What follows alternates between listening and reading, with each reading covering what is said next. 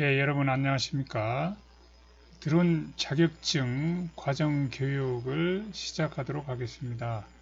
이 드론 자격증 과정 교육은 이전에 제가 실시했던 드론 기초 운영 과정과 관련이 있습니다. 그 이전에 실시했던 드론 기초 운영 과정, 이 과정은 항공 기상 부분은 빠져 있습니다. 예, 그리고 자격증 과정 교육처럼 좀 자세한 측면은 좀 빠지고 대학교에서 그냥 그 교양 수준으로 들을 수 있는 정도, 그리고 그보다 살짝 더 들어간 그러한 과정이었다면, 이 드론 자격증 과정 교육 강의는 드론 자격증을 취득하기 위해서 반드시 알아야 될 부분들, 이러한 부분을 조금 더 심화적으로 공부하는 내용이 되겠습니다. 그래서 저기 이러한 교육을, 드론 자격증 과정 교육을 모두 공부하기 전에 우리 드론 기초 운영 과정을 먼저 공부한다면 여러분에게 큰 도움이 될 수 있을 것입니다. 자, 그래서요, 이 과정을 들어가기 전에 먼저 우리가 한번 살펴보도록 하겠습니다. 우리 유튜브에서 여기에서 검색창에 드론 기초 운영 과정이라고 쳐보겠습니다. 드론 기초 운영 과정이라고 이렇게 쳐보면 제가 지금까지 작성한, 그리고 유튜브에 올려놨던 영상들이 18개가 이렇게 있죠. 18개가 모두 한꺼번에 모아져 있는 걸 볼 수 있습니다. 이 드론 기초 운영 과정이라고 이렇게 검색어를 친 다음에, 자, 검색을 누르게 되면 쭉 나오는데요. 드론 기초 운영 과정 모두 재생이라고 된 이 부분을 누르게 되면, 자, 1번부터 해서 시작을 하게 됩니다. 여러분 안녕하십니까? 자, 1번부터 해서 모두 18개의 영상이 나오게 됩니다. 맨 마지막에는 조정술 기초와 방제와 촬영 이렇게 나오게 되는데요. 이 부분들은 뭐 17번과 18번 이 부분들은 뭐 시험에 나오는 부분은 아닙니다. 필기 시험에 나오는 부분은 아니고요. 조정술 기초에 대해서 알아보는 것이니까 가볍게 읽으면 영상을 시청하면 되고요.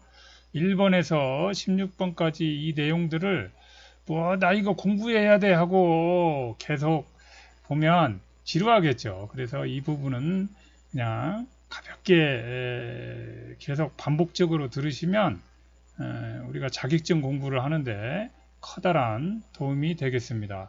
자, 다시 한번 말씀드리면 유튜브 검색창에 드론 기초 운영 과정이라고 이렇게 검색을 입력하면 나오게 됩니다. 드론 기초 운영 과정이라고 검색을 입력하면 이렇게 나오게 되고요.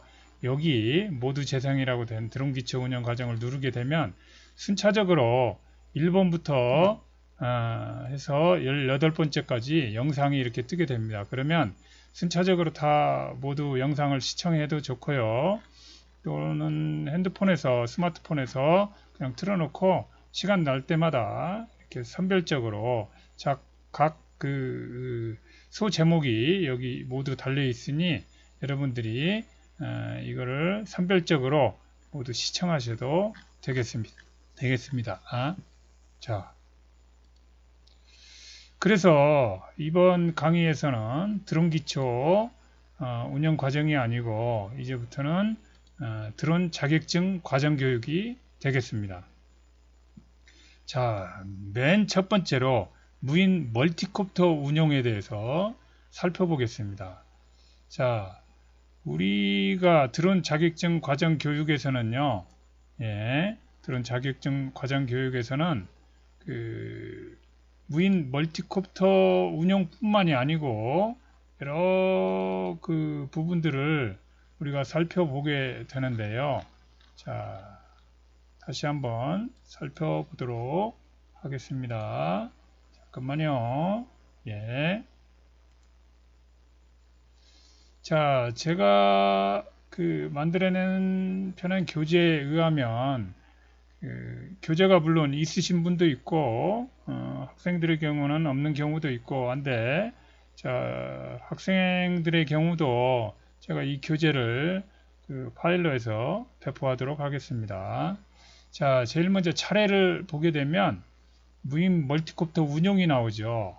예, 무인 멀티콥터 운용 보면 무인 항공기는 무엇인가, 그리고 무인 멀티콥터가 나오고요. 무인 멀티콥터는 무엇인가.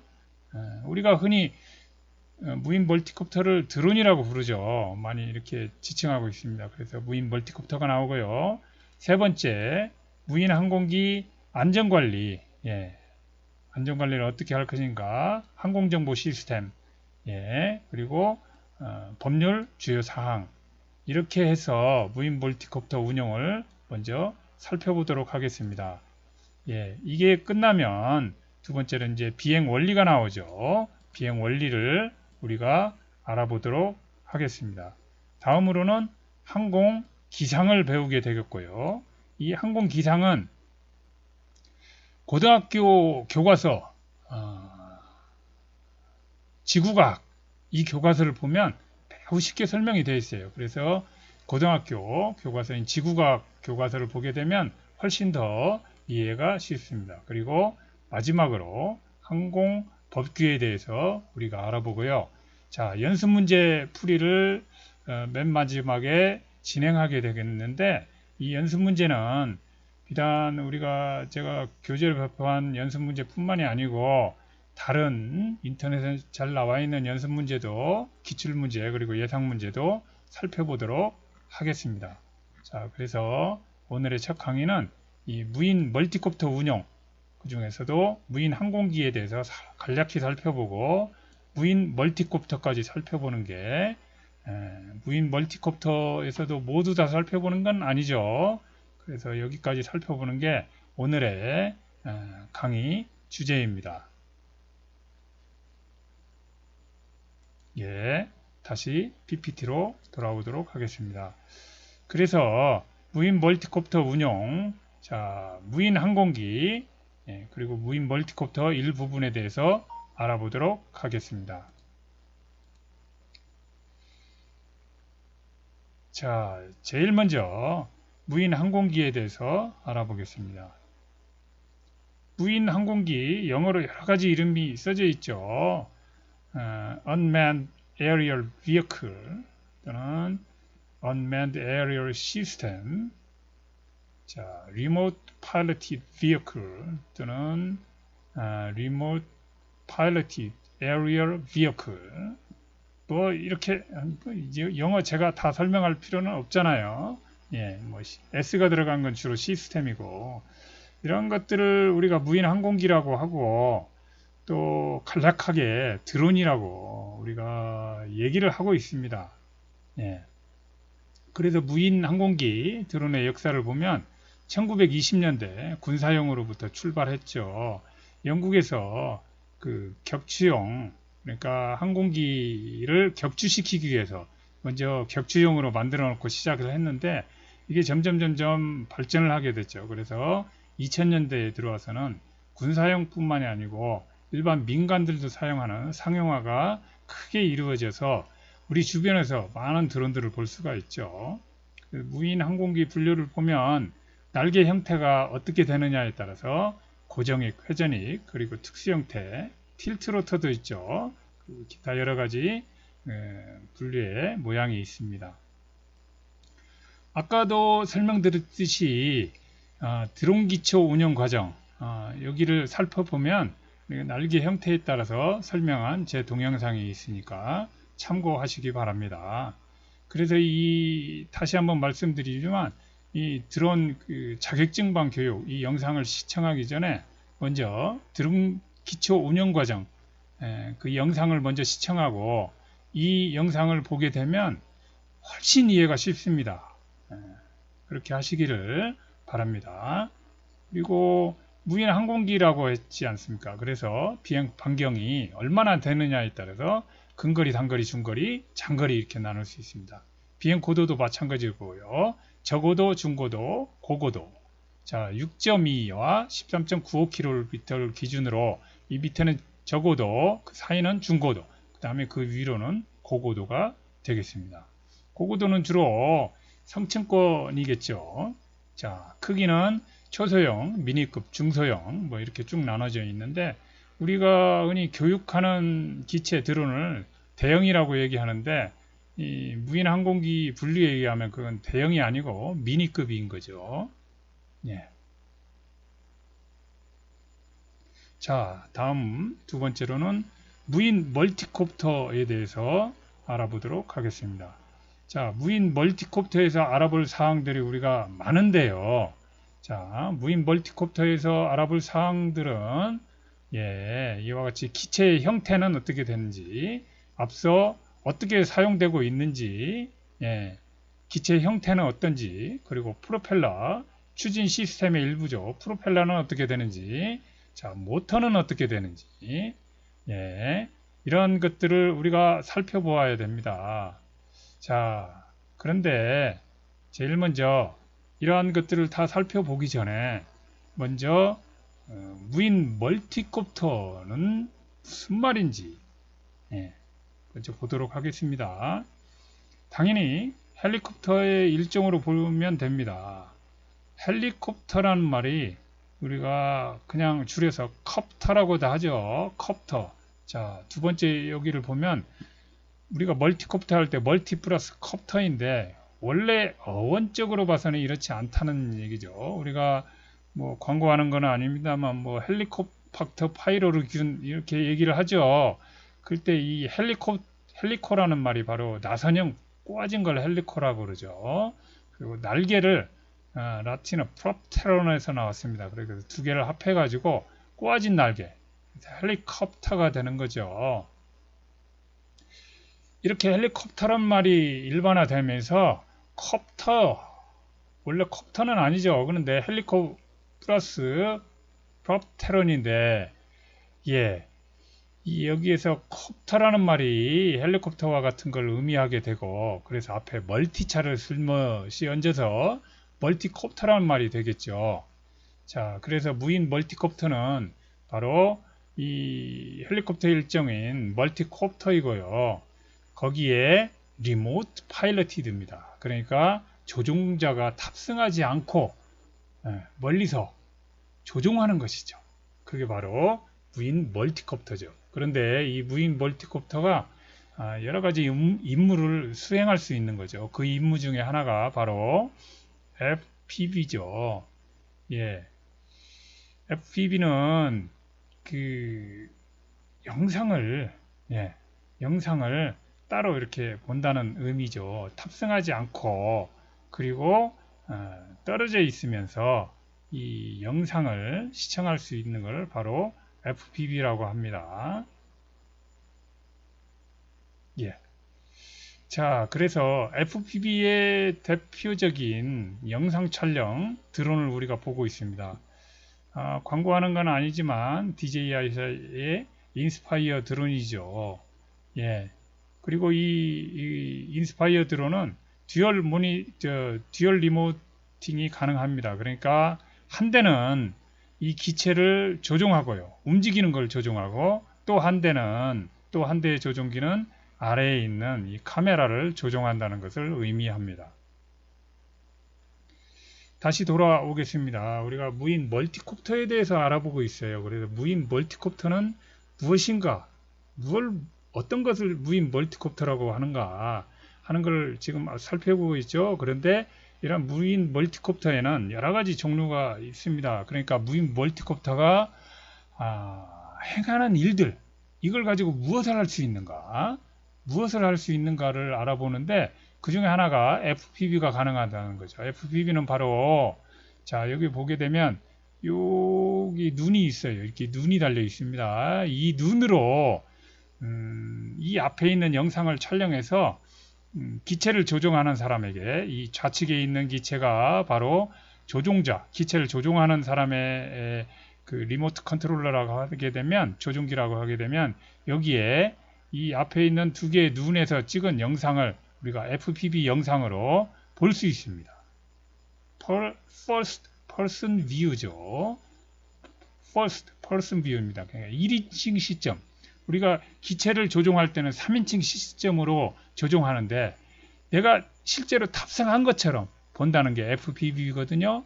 그래서 내가 실제 탑승한 것처럼 기체에 탑승한 것처럼 보면서 나는 조종을 할 수가 있는 거죠. 그리고 두 번째로 이 밑에 달려있는 이 카메라를 두 번째 조종기로 조종하는 것이죠. 예. 자, 이러한 기능을 수행할 수 있죠. 이러한 임무를 수행할 수 있는 드론이 있고, 다음으로 이 농약을 뿌리는 드론이 있죠. 이 농약을 뿌릴 때는 주로 FPV 1인칭 시점으로 농약을 뿌리게 되면 뭐 편리한 점도 있지만 주로 기체를 우리가 보면서 농약을 뿌리게 됩니다. 예. 그 주변에 있는 장애물들을 파악을 하고 신속히 대처해야 되기 때문이죠. 그래서 농약을 뿌리는 임무를 수행하는 드론을 우리가 볼 수 있죠. 아래에 이렇게 뿜대에 농약 노즐을 매달고 우리가 농약을 뿌리게 됩니다. 예. 이런 경우에 앞에 FPV 카메라를 달고 1인칭 시점으로 우리가 임무를 수행할 수도 있어요. 이런 경우에는 주로 논이나 밭에 장애물이 없을 경우에는 이렇게 해도 됩니다. 그런데 장애물이 많게 되면 가장 주의해야 할 장애물이 전깃줄입니다. 그리고 전봇대죠. 전깃줄은 눈에 잘 보이지도 않아요. 그래서 걸리면 살짝 닿기만 해도 바로 추락합니다. 추락하면 어떻게 되죠? 기체가 심하게 파손됩니다. 많은 돈이 발생되겠죠. 우리 RC 아는 사람들이 흔히 견적난다고 합니다. 견적이 심하게 나옵니다. 아주 속상하죠. 일 못하죠. 돈 들어갑니다. 그래서 3인칭 시점으로, 그러니까 기체를 보면서 주로 우리가 날리게 되죠. 그리고 농약을 뿌리는 임무를 수행하게 됩니다. 앞에서 봤던 이런 카메라 촬영용 드론은 영미권에서는 가장 많이 사용되는 드론 임무입니다. 자, 아시아권에서 가장 많이 사용되는 드론의 임무, 농사용입니다. 그리고 이런 군사용 드론들이 있죠. 무시무시하네요. 아래에 총을 매달고 저도 이런 드론을 만들 수 있습니다. 하지 않는 것이죠. 위험하니까. 자, 오른쪽에는 이런 군사용 드론도 있을 수 있다는 얘기죠. 사람이 탑승할 수 있네요. 그런데 이렇게 하게 되면 덩치도 크고 소리가 부지한히 크겠죠. 예. 자, 뭐 가능은 하겠지만 이러한 드론이 실전에서 쓰이기는 그렇게 쉽지는 않겠죠. 자, 이러한 임무를 수행할 수 있다는 것입니다. 자, 그리고 기체의 형태가 나와 있죠. 기체의 형태는 여러 가지가 있을 수 있는데 일반적으로 우리가 이런 쿼드콥터형 드론을 가장 많이 사용하고 있습니다. 쿼드콥터형 드론이 가장 일반적이고요. 이런 삼각형 형태, 그리고 자 6개가 달린 헥사콥터가 있고요. 2개씩 겹친 옥토콥터, 쿼드콥터 형태의 옥토콥터가 있고 18개가 달린 이런 옥토콥터가 있죠. 앞서 살펴보았던 이 DJI 이사의 MG 드론이 바로 옥토콥터 형태입니다. 자, 아래에 보이는 이 형태는 바로 헥사콥터 형태죠. 자, 옥토콥터 형태인 이 군사용 드론은 장방형으로 생겼죠. 원형으로 생긴 옥토콥터가 아니고 장방형으로 생긴 옥토콥터 형태이네요. 자, 기체 형태를 여러 가지로 할 수 있습니다. 트라이콥터 형태는 뭐 드론 기초 운영 과정에서 설명했었죠. 자, 궁금하신 분들은 드론 기초 운영 과정 아까 살펴보았었죠. 드론 기초 운영 과정에 그 기체 형태에 대해서 기체 구조 및 추진 시스템 두 번째 영상, 세 번째 영상 모두 살펴보기를 바랍니다. 자, 다음으로 넘어가도록 하겠습니다. 자, 이번에 프로펠러가 나왔죠. 프로펠러에 대해서 살펴보도록 하겠습니다. 자, 프로펠러를 우리가 이번 시간에 배우게 되는데요. 마찬가지로 드럼 기초 운영 과정, 거기에서 바로 몇 번째인가요? 예, 프로펠러는 바로 6번째 드럼 기초 운영 과정 동영상 중에서 제 6번, 6번이 바로 프로펠러에 대해서 설명하고 있습니다. 그 영상을 보시면 더욱더 쉽게 이해가 되실 수 있습니다. 하지만 여기에서 다시 또 설명해 드리도록 하겠습니다. 자, 프로펠러에서 자, 제일 먼저 그 직경과 피치가 나오죠. 직경이라고 하면 이 프로펠러의 다이애미터, 지름을 의미합니다. 지름을 바로 의미하게 되는 것이죠. 자, 제가 한 손에 이 프로펠러를 자 이렇게 들고 있는데 드럼 기초 운영 과정에서 살펴보면 더 자세히 나오고 있는데요. 다시 한번 보여드리도록 하겠습니다. 자, 상부 캡처, 자, 여기에서 지금 모터들이 나와 있는데요. 모터 말고 프로펠러를 다시 한번 살펴보도록 하겠습니다. 프로펠러에 보면 숫자가 이렇게 쓰여져 있습니다. 숫자가 쓰여져 있죠.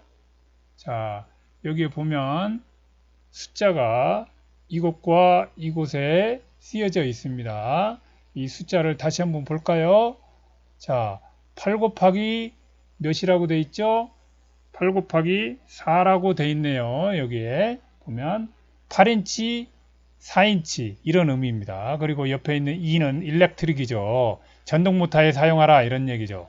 엔진 모터에 사용하지 말고 전동 모터에 사용하라고 2가 써져 있고 앞에 8, 4가 돼 있죠. 8이라는 거는 이 프로펠러의 이쪽 끝에서 이쪽 끝까지 다이애미터, 지름이 바로 8인치라는 얘기죠. 그 다음에 4, 8 곱하기 4니까 4인치라고 하는 거는 자, 프로펠러가 이렇게 돼 있죠. 이 각도에 따라서 돌리게 되면 전진을 하게 되겠죠. 한 바퀴 돌게 되면 전진을 합니다. 그게 바로 여기에 나와 있죠. 자, 프로펠러가 한 바퀴 돌게 되면 전진한 이 거리, 기하학적으로 전진하게 되는 이 거리, 이게 바로 기하학적 피치입니다. 기하학적 피치. 다시 돌아오겠습니다.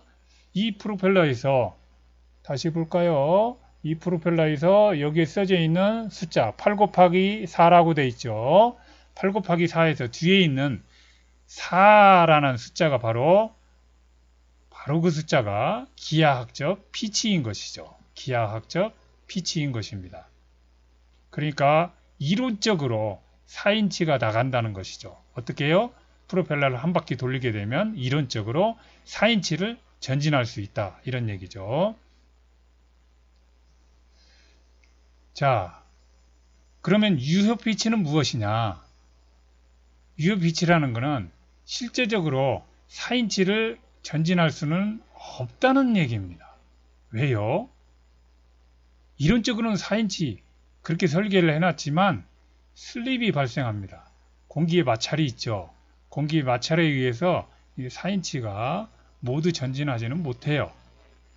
그리고 또 뭐 중력도 있고요. 그래서 다 전진하지는 못하고 어떻게 해요? 미끄러짐이 발생해서 4인치가 아니고 이를테면 3인치밖에 전진을 하지 못하게 됩니다. 그거를 바로 유효 피치라고 합니다. 아시겠죠? 자, 프로펠러에서 우리가 알아야 될 사항, 프로펠러는 그 규격을 2개의 숫자로 표시하고 있습니다. 2개의 숫자로 표시하고 있죠. 자, 어떻게 해요? 아까도 말씀드렸듯이 8 곱하기 잘 보시면 나오죠. 8 곱하기 4로 여기 씌워져 있습니다. 앞에 있는 8은 자, 프로펠러의 길이를 길이를 의미합니다. 뒤에 있는 4는 기하학적 피치, 한 바퀴 이렇게 회전했을 때 전진할 수 있는 기하학적 피치를 의미합니다. 이렇게 해서 프로펠러의 규격, 크기를 우리가 알 수 있는 것입니다. 그래서 앞에 있는 숫자가 크다. 그러면 프로펠러가 긴 프로펠러구나. 뒤에 있는 숫자가 크다. 그러면 피치를 많이 주었네. 여기에 우리가 보시죠. 이런 프로펠러의 각도를 많이 준 그러한 프로펠러구나. 각도를 많이 주었으니까 이 회전할 때 모터가 상당히 힘이 있어야 되겠구나 하는 걸 느낄 수 있습니다. 또는 각도를 많이 주었다는 건 무슨 얘기죠? 자, 힘보다는 오히려 프로펠러가 회전을 하게 되면 전진을 많이 하는구나. 이 프로펠러는 고속으로 운용하는 기체에 달린 프로펠러구나 하고 느낄 수 있습니다. 그러면 어떻게 되죠? 짧고 이 피치가 앞에 있는 숫자는 작으면서 뒤에 있는 숫자가 커요. 그러면 이게 지금 무거운 드론에 달려있는 프로펠러가 아니고 비교적 가벼운 드론에 달려있는 프로펠러인데 고속으로 움직여야 되는구나 하는 걸 느낄 수 있는 거죠. 그런데 앞에 있는 숫자가 길어요. 앞에 있는 숫자가 크면서 뒤에 있는 숫자가 또 작아요. 이거는 비교적 큰 기체에 사용되는데 고속으로 운용하겠다기보다는 큰 힘을 내는데 사용되는 프로펠러구나 하는 것을 인지할 수가 있는 것입니다. 자, 그리고 양력의 방향이라고 하는 거는요. 자, 앞서 우리가 드론 기초 운영 과정 그 영상 중에서요. 자, 무인 멀티콥터 운용 원리라고 멀티콥터 비행 원리라고 되어 있는 영상을 시청하시게 되면 여기에서 양력에 대해서 또 나오게 됩니다. 그래서 양력의 방향을 알 수가 있는데요. 우리가 여기서 다시 한번 살펴보게 되면 자, 이 그림에서 보겠습니다. 프로펠러가 회전을 하게 되죠. 그러면 이 방향으로 바람을 맞이하게 됩니다. 자, 이 마우스가 움직이는 방향대로 바람을 맞이하게 되는 거죠. 왜냐하면 회전을 하면서 앞에 있는 공기를 때리게 되죠. 그래서 영어로는 어택이라는 표현을 쓰게 되는데요. 어택을 하게 됩니다. 공기를 이렇게 때리게 되면 어떻게 되나요? 상대풍에 대해서 수직인 방향으로 양력이 이렇게 발생하게 됩니다. 상대풍에 대해서 수직 방향으로 양력이 발생하게 됩니다. 그런데 실제적으로 뒤에서 전진을 하게 되면 반드시 뒤에서 잡았거나 항력이 발생하죠. 그래서 두 개의 합력인 이러한 사선 방향으로 총 항공역학적인 힘은 나오게 됩니다. 그렇지만 일단 양력의 방향은 이렇게 공기가 부딪히게 되죠. 날개로. 그래서 이 날개에 부딪히는 이 공기의 수직인 위의 방향으로 양력이 발생하게 되는 것입니다. 이렇게 해서 여기까지 프로펠러에 대해서 알아보았습니다. 자, 다음으로는 모터에 대해서 알아보도록 하겠습니다. 이번 시간까지는 무인 멀티콥터에서 이 모터까지 알아보고 마치도록 하겠습니다. 지금 뱅글뱅글 뭐가 돌아가고 있는데요. 자, 코일이 감겨 있는 부분이 있죠. 이 코일이 감겨 있는 부분이 지금 뱅글뱅글 돌아가고 있습니다. 이거를 바로 그냥 DC 모터라고 합니다. DC 모터는 브러시트 모터죠. 다이렉트 커런트인데요. 자, 직류 전원에 의한 그냥 모터라는 얘기죠. 자, DC 모터는 브러시트 모터를 DC 모터라고 우리가 일반적으로 말하고 있는데요. 권선이라고 하죠. 이 코일이 감겨 있는 부분이 돌아가는 모터를 바로 브러시트 모터라고 합니다. 브러시트 모터는 자, 이러한 그 브러시가 이 커뮤테이터에 다 있는 거죠. 브러시트 부분이 다 있기 때문에 열이 발생합니다. 저 오른쪽 그림에 빨갛게 나와 있죠. 얘가 계속 회전을 해요. 이 커뮤테이터가 자, 회전을 하는데 여기에 딱 닿아가지고 전기를 공급해 줘야 되잖아요. 이 안에 돌아가는 게 전자석입니다. 밖에 있는 거는 영구자석이고 전자석이 계속 돌아가면서 돌아갈 때마다 전기가 플러스가 들어왔다 마이너스가 들어왔다 하면서 이 N극 S극이 계속 바뀌게 되죠. 그래서 회전을 하게 되는데요. 플레밍의 오른손 왼손 법칙 다 있죠. 자, 거기까지 나가지 않더라도 일단 회전을 하게 됩니다. 뭐가 회전을 하나요? 예, 바로 코일이 감겨 있는 부분이 회전을 해요. 코일이 감겨 있는 부분이 회전을 하는데 거기에 전기를 줘야 되니까 이 브러쉬가 딱 맞닿게 돼요. 그래서 고열이 발생하게 됩니다. 예, 그리고 항상 찌꺼기가 여기서 가루가 날리게 되는 거죠. 이게 바로 브러시트 모터입니다. 그런데 그에 비해서 BLDC 모터, 브러실리스 모터죠. 브러실리스 다이렉트 커런트 모터입니다. BLDC 모터는 코일이 감겨 있는 부분이 회전하지 않아요. 영구자석 부분이 회전을 합니다. 자, 왼쪽에 있는 이 뱅글뱅글 돌아가는 이 부분은 돌아가는 부분이 영구자석 부분인데 안에서 돕니다. 영구자석이 안에 달려 있어요. 그래서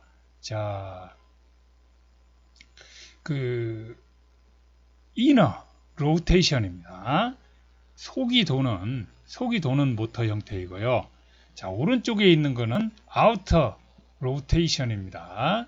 예, 겉 부분이 요 밖에 있는 이 영구자석 부분이 항상 돈다고 그랬죠. 예, 브러실리스 모터는 영구자석 부분이 돌아요. 그런데 영구자석이 안에 있지 않고 왼쪽 전은 안에 있지 않고 바깥에 있죠. 그래서 바깥 부분이 아우터 로테이션이죠. 바깥 부분이 도는 그러한 형태입니다. 잘 보시면 왼쪽이든 오른쪽이든 전자석 부분은 전기가 달려 있죠. 그리고 돌지를 않아요. 자, 앞선 부분, 이 부분과 다른 부분은 뭐죠? 자, 브러시트 모터는 권선이 돌아요.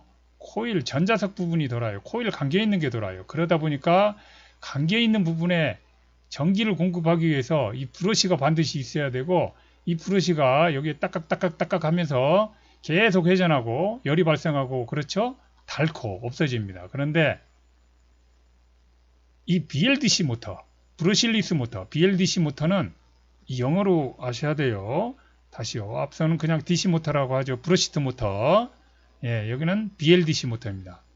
브러시가 없는 모터는 브러시가 없잖아요.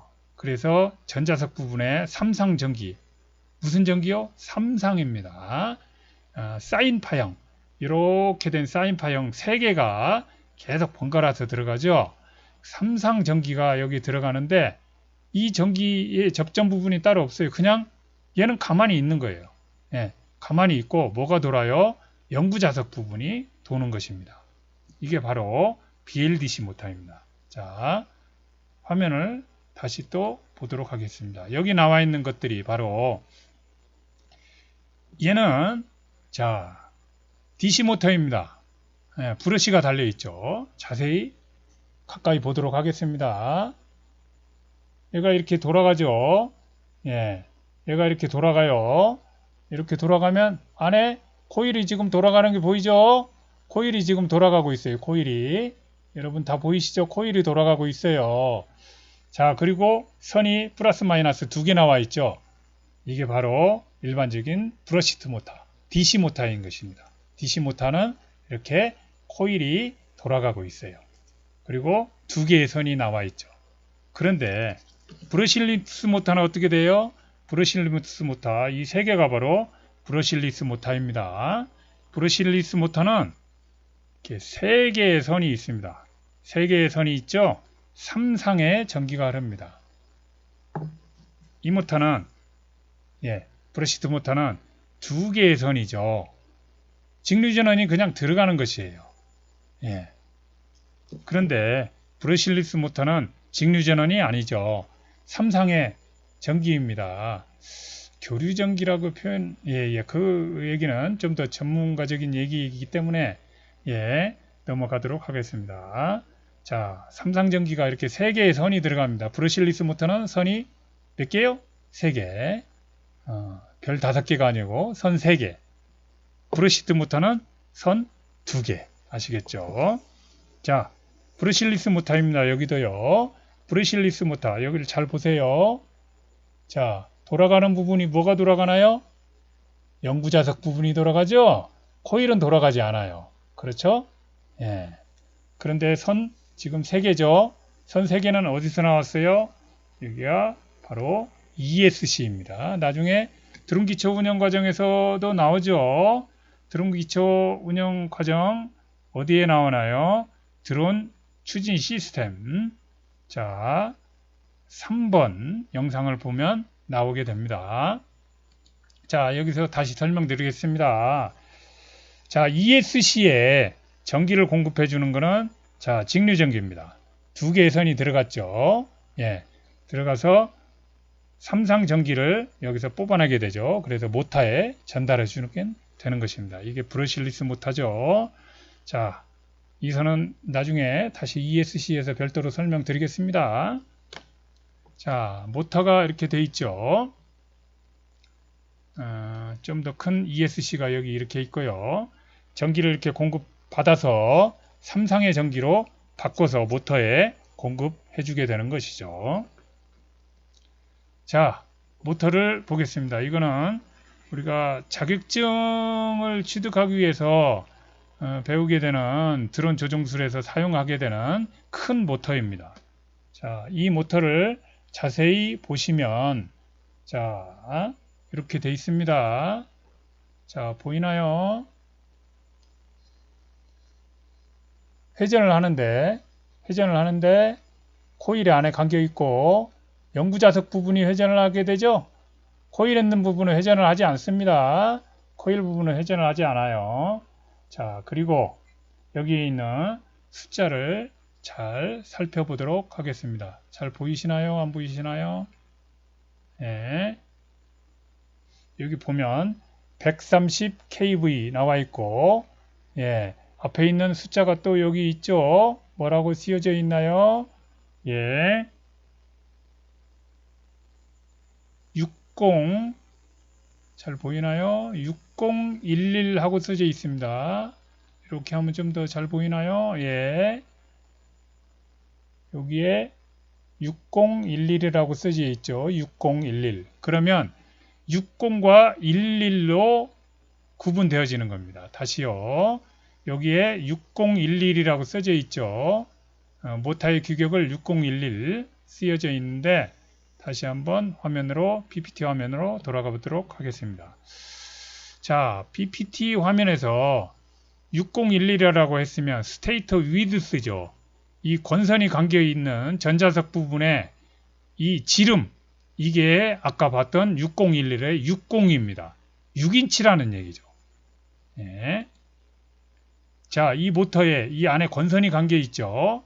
이 안에 권선에 이 지름, 권선이 감겨 있는 그 전자석 부분, 이 지름이 6인치라는 얘기죠.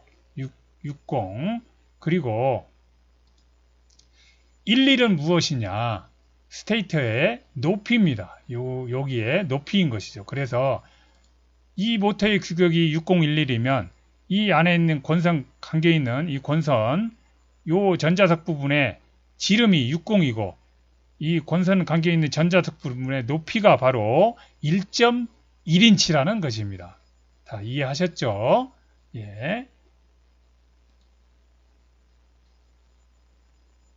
자, 오늘은 이 모터 부분까지 하겠는데요. 자, 브러시트 모터와 BLDC 모터, 브러실리스 모터 2개로 나누겠습니다. 브러시트 모터는 저가예요. 싸죠. 값이 쌉니다. 다시 한번 화면을 볼까요? 자, 이걸 보세요. 싸게 생겼잖아요. 예, 싸죠? 눈으로 봐도 싸잖아요. 예, 그런데 얘는 보세요. 좀 더 비싸게 생겼잖아요. 권선 감겨 있는 것도 그렇고 여러 가지 좀 복잡해요. 예, 선도 이렇게 3개 이렇게 돼 있고 좀 더 비싸게 생겼습니다. 예, 누가 봐도 비싸게 생겼죠. 자, 좀 더 고가입니다. 그리고 어때요? 브러시드 모터는 브러시가 계속적으로 닿으면서 회전하니까 브러시 마모가 발생하죠. 그리고 고열이 발생하죠. 그 부분에서. 그리고 스파크가 뛰어요. 자, 스파크를 방지하기 위해서 어떻게 하나요? 다시 한번 화면을 볼까요? 이러한 스파크를 방지하기 위해서 여기 커패시티가 달려있는 게 보이죠? 동그랗게 두 개. 흡수하는 겁니다. 콘덴서. 이 콘덴서가 전기 갑자기 팍 들고 하는 거를 흡수를 하는 거예요. 그래서 스파크 방지를 해주죠. 이러한 것을 달아줘야 되죠. 자, 그리고 어떻게 해요? 소음이 발생하죠. 브러시가 있으니까 당연히 브러시가 닳잖아요. 소음이 발생합니다. 그런데 BLDC 모터는 어떻게 해요? 기계적 접촉을 최소화합니다. 다시 한번 보실까요? 자, 여기에서 기계적 접촉은 이 안에 베어링이 돌아가고 있어요. 그런 부분밖에 없어요. 이 안에 베어링이 들어가 있어요. 두 군데서만 서로 닿는 겁니다. 기계적 접촉을 최소화해요. 예. 높은 효율성. 효율이 높죠? 높은 효율성. 효율이 없죠? 왜 그래요? 브러시 닿는 부분이 없잖아요. 소리 에너지로 나가지도 않고요. 마찰 에너지로 나가지도 않고요. 열 에너지로 어디 빠져나가는 게 없어요. 그러니까 효율이 훨씬 높죠. 그리고요. 높은 정밀성. 다시 한번 보실까요? 자, 이 모터를 보십시다. 자, 여기서 뭐 돌아간다고 하는데 권선 뭐 얼마 감겨 있지도 않아요. 자, 권선 몇 개 안 됩니다. 자, 네 방향으로 겨우 감겨져 있어요. 그리고 자석도 이 둥그런 방향, 이 방향에 두 군데만 영구 자석이 붙어 있어요. 그런데 브러실리스 모터의 예를 볼까요? 오히려 이 브러시드 모터보다 더 작아요. 이 브러실리스 모터가. 그런데 권선이 몇 개가 감겨 있어요? 12개가 있습니다. 12개가. 12개로 쪼각쪼각 나눠서 원운동을 해요. 아까 브러시드 모터는 이 4개로 쪼각쪼각 나눠서 원운동을 하는데 이 권선이요. 그런데 얘는 12개로 쪼각쪼각 나눠서 원운동을 하니 훨씬 정밀한 거죠. 당연하겠죠? 훨씬 높은 정밀성을 가지고 있습니다. 그리고 브러시드 모터는요. 고속 회전 시 힘이 줄어들어요. 고속 회전을 할 때 열이 발생하잖아요. 굉장한 열이 발생하고 마찰 에너지도 있고 소리 에너지로도 나가죠. 스파크도 뛰어요. 열 발생해요. 고속 회전 때는 힘이 줄어들어요. 그런데 BLDC 모터는 어떻습니까? 지정된 온도에서 효율적으로 돌아갈 수 있죠. 자, 이 모터 부분이 굉장히 중요합니다. 시험 볼 때 반드시 한 문제 또는 두 문제 나옵니다. 반드시 나와요. 그래서 시간을 많이 할애해서 제가 설명을 하는 것입니다. 자, 그리고 모터의 용량 아까 설명드렸죠. 자, 모터의 규격과 용량 우리 자격증반에 사용되는 모터의 큰 모터죠. 이거는 헥사콥터에 제가 쓰던 건데요. 여기 보시면 아까도 설명드렸지만 여기에 규격 설명할 때 6011 그 다음에 130 kV 이렇게 써져 있죠. 이 부분을 설명하는 것입니다. 자, 이 모터 6011 모터 130 kV. 자, 먼저 kV가 나왔죠. kV라는 거는 1V당 RPM을 말하는 것입니다. 그러니까 다시 한번 볼까요? 이 모터에다가 1V를 걸어주게 되면 어떻게 해요? 1분당 130회전을 한다는 의미입니다. 그렇죠? 그러니까 이 모터에 10V를 걸어주면 어떻게 해요? 1300회전, 분당 1300회를 돈다는 의미입니다. 자, 그러면 이 130kV인데요. 130kV인데 자, 이 모터를 다시 한번 보실까요? 이 모터는 규격이 지금 전화가 왔네요. 잠깐만요. 뭐라고 쓰져 있냐면 1811에 2900 kV입니다. 2900 kV. 자, 2900 kV라는 거는 자, 1V 걸으면 1V를 인가하면 1분에 2900회전을 한다는 거죠. 그런데 이 모터는 130회전을 하는 것이죠. 자, 고속회전, 저속회전입니다. 큰 힘을 낼 때 작은 힘이지만 고속으로 비행하고 싶을 때, 저속으로 비행하지만 큰 힘을 내고 싶을 때 이렇게 이용하는 것이죠. 자, 아시겠죠? KV가 낮을수록 저속 회전을 하면서 큰 힘을 내는 모터입니다. 자, 이 의미를 이해하시겠죠? 이런 계산 문제는 시험에서 나오지 않습니다. 그런데 KV의 의미를 정확히 이해하시라고 설명을 드렸습니다. 자, 다음 변속기인데 이 부분은 다음 시간에 진행하도록 하겠습니다. 다음 시간에 만나기로 하겠습니다.